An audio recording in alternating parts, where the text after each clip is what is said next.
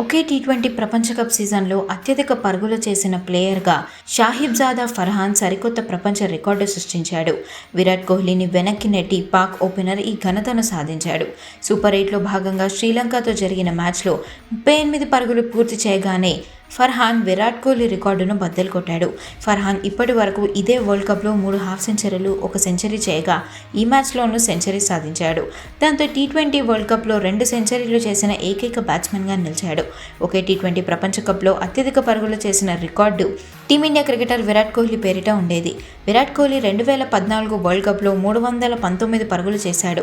శ్రీలంకతో జరిగిన super 8 match ముందు వరకు ఫర్హాన్ 283 పరుగులతో ఉన్నాడు. శ్రీలంకపై జరిగిన మ్యాచ్లో అర్ధ సెంచరీ చేసే క్రమంలో పాక్ ఓపెనర్ ఈ రికార్డును నెలకొల్పాడు.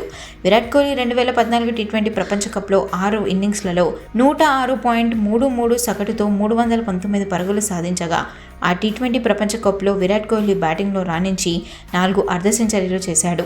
ఇదే కాకుండా విరాట్ కోహ్లీ 2022 ప్రపంచ కప్లో కూడా 296 పరుగులు చేశాడు. టీ20 ప్రపంచ కప్ చరిత్రలో అత్యధిక పరుగులు చేసిన రికార్డ్ ఇప్పటికీ విరాట్ కోహ్లీ పేరిటే ఉంది.